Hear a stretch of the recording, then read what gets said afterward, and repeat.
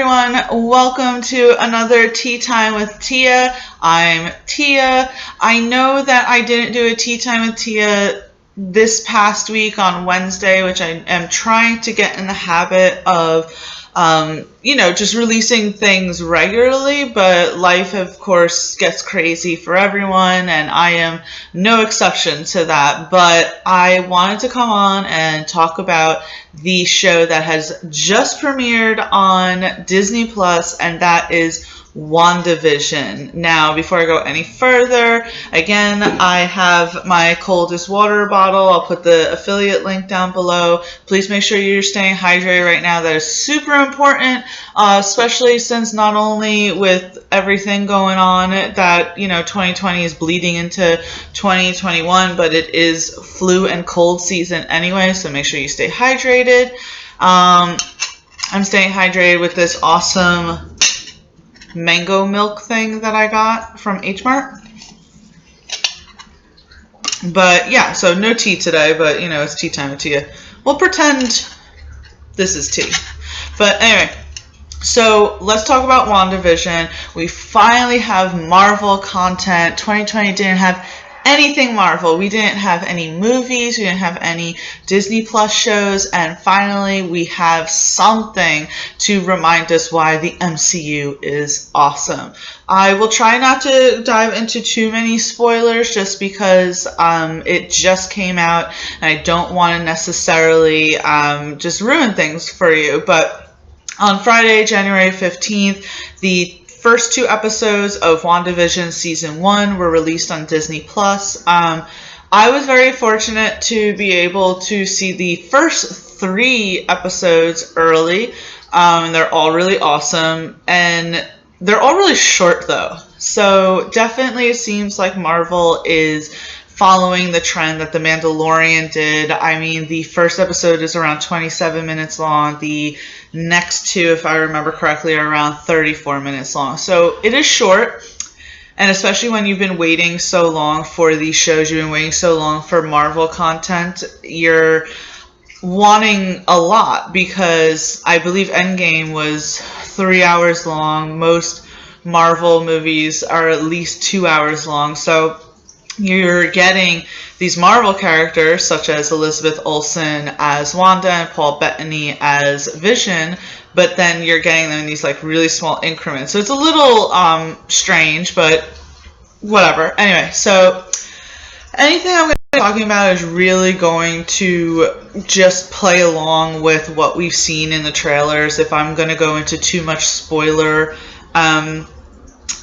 down a spoiler path or something, I'll let you guys know. But pretty much, as you knew from the trailers, from everything that we've been teased, this is going to be Wanda and Vision living in this sort of world where they're trying to be these normal couples living through the errors of television sitcom. And it starts off immediately like that. Episode 1 is Wanda and Vision. Everything's in black and white. In fact, everything for the first two episodes are in black and white. And it's very I Love Lucy. They're so playing into the typical 1950s sitcom, the kind of ridiculousness if you go back and see just kind of like how outdated some of the sentiments are. I mean, there's even those sentiments about, women should be in the kitchen and blah, blah, blah. And it's almost funny in a way, just because now with our 2021 lens, we're realizing how just ridiculous that is. And also, Wanda almost defeated Thanos. So her trying to be this dainty housewife is just kind of ironically hilarious on its own. But the show starts off with no explanation of anything at all. So what I mean by that is, we all know that Vision was killed off in Avengers Infinity War, and there was no mention of him coming back in Endgame. In fact, the last we saw Wanda in Endgame was literally the scene where she's standing along Clint and they're looking out into the water and they're kind of reminiscing about the people that they lost, Natasha and Vision. And so to go from that to the first episode of WandaVision, where it's literally the two of them in this house trying to play house, and just being happy is so weird, but it's so great. There's a literal laugh track. I believe I heard that they filmed it in front of a live studio audience, but I could be wrong there. But I think that really adds to just like the quirkiness of the show. And we never really got to fully see Vision and Wanda in a relationship having fun necessarily. Just a quick recap of their whole relationship. I mean, they met each other in Age of Ultron. They were obviously friendly with each other in Civil War, and then in Infinity War, it was established that they're a relationship. They're, obviously spending time in bed with each other, they're kissing each other, they're professing their love for each other, but it's all very serious because it's in the context of what's happening in the MCU. So to go from that to seeing them in this world where they're smiling, they're doing like seemingly normal neighborhood things. Vision's going to work. Wanda is trying to make dinner to impress Vision's boss. I mean, it's a little strange, but also kind of just great because I think that Elizabeth Olsen and Paul Bettany work really well off of each other. And honestly, I feel like I could just watch a whole show of that, just them in this like I Love Lucy, Bewitched sort of black and white television era. I think it's great so far. I really love it. Of course, they don't not have their powers in this. Wanda is still very powerful. Using her sort of abilities to warp reality, which is really cool because in the movies, I mean, we've seen her, obviously, as she says, controls things with her mind. In Age of Ultron, she put these sort of very bad images in the heads of all the Avengers, but literally we're seeing her in this making dishes appear, making this happen and that happen and blah blah blah, and it's really cool to see that she has the abilities to really like alter reality. And what I was going to say was, so their relationship with each other is just so fantastic. I love it. I think that Paul Bettany is really funny. Like, and he's really funny as Vision. And we're not used to that in the movies because he is so stiff. And so serious and stoic, but in this he's very self-aware. They tease quite often that he's not a human, that he's he's an android, and they tease very much about that. The two are quite raunchy. Not raunchy, that's a bad way to say it in this show, but they're definitely more adult in this show than I think that they can be in the movies. I mean, it's very clear several times what they do in the bedroom. So, I mean, whatever. I love it. But whatchamacallit it, yeah, I mean, but throughout the whole thing, as cute as it is and as much as it's paying homage to all of these sitcoms through the years, there are little moments in the first two episodes, very small. You really have to kind of look at it closely, like even under a microscope. There's little moments where you can see like glitches in the fabric of this reality that Wanda is in, but it's, her kind of quickly fixing those sort of glaring, those glaring, obvious reasons that, not the signs, sorry, I can't talk, the glaring signs that this is not real. And I really like that. I feel like it's building quite well. I think that people may be a little shocked, or not shocked, maybe disappointed or something, that the first two episodes really don't go anywhere really, but they do in the subtle sort of way, if that makes sense. So the first two episodes are really just playing into this whole, these two trying to be normal, live in this like very all-Americana neighborhood and all that, and yada yada yada. So in a sense, if you're just looking at it normally, you're sitting there saying it's not really going anywhere, it's not going to the larger picture.